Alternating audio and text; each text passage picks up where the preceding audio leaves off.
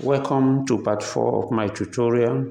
Now in this video, we'll be learning how to get shortcuts in computer keyboard.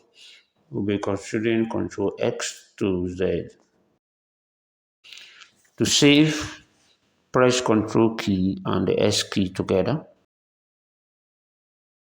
For a new tab, press the Ctrl key and the T key together. To underline, press Ctrl key and the U key together. To paste, press Ctrl key and the V key together. To close the window, press Ctrl key and W key together.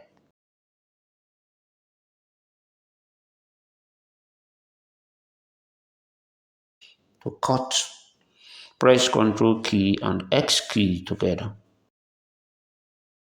To redo, press the Ctrl key and Y key together. To undo, press the Ctrl key and the Z key together. Now, if you like the video, subscribe, comment, and share. Thank you.